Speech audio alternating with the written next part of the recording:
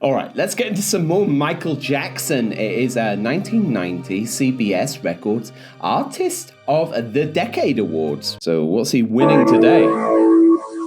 Welcome back to the Weekend Rock from El Pueblo de Los Angeles, the historic district here in downtown LA, and a great place to come and kick back and mellow out after a long week of Grammy festivities. One man who wasn't up for a Grammy this year was Michael Jackson, but he did put in an appearance anyway on Tuesday morning when his record company threw a breakfast press conference for him to announce that he has now sold more than 110 million records around the world, making him, so we're told, the biggest selling recording artist of the 1980s. A lot of hungry scribes turned up for this event, as did Michael himself, and it went like this. The press conference started off with Tommy Mottola of CBS Records ticking off a list of Jackson's commercial accomplishments. The largest selling album in the history of recorded music. The two largest selling albums of the 1980s. Dangerous and bad. The only album ever to produce 5 number one singles. I'm sure it won't surprise you that I'm going to make this one short there again. He is. I'm not that fussed on the whole massive shoulder looking thing that he's wearing here though. I don't like that it goes all the way out. It's a bit too big, like the shoulder pads.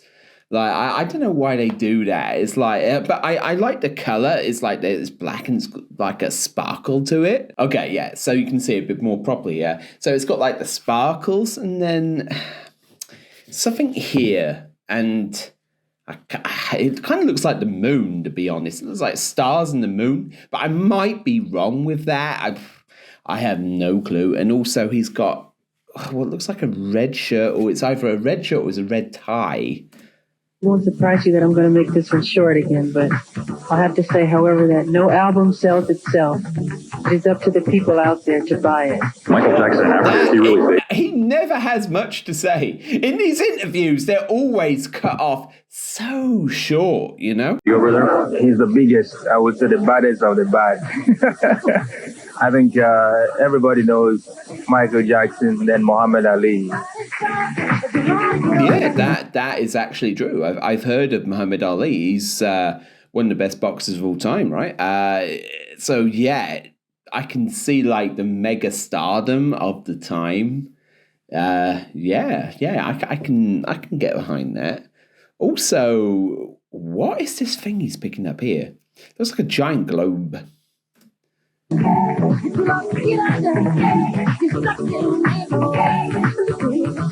I especially want to thank everyone, everywhere, who helped make this award what it is.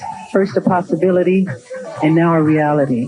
We know that Michael Jackson doesn't say just hello and that's all. He doesn't, he's so shy. We know that, but it's a good experience to know him, person to person, to be him, to know him, and just those 3 words had a lot for our country. We're gonna broadcast it to Colombia in about 5 or 10 minutes. Why is it, do you think, that all the press shows up? Breakfast, I think. Is that why you're here? Thank you, Quincy Jones. Thank you, Dave Glue. Thank you, Bruce Swedian, John Branca, Mother and Joseph, Walter Yetnikoff, and Hank Caldwell, and all the children of the world. Did you notice that? It's thank you, Mother and Joseph. So it's not mum and father, my mother and father. It's Mother and Joseph, which is quite an interesting thing I've actually read in the comments recently, is that his dad didn't allow any of his kids to call him dad, father, whatever. It was always Joseph, which is quite crazy to me that he'd do that. Just another one of them tiny little things that sort of annoy me, about his father. I'm going to write back a bit.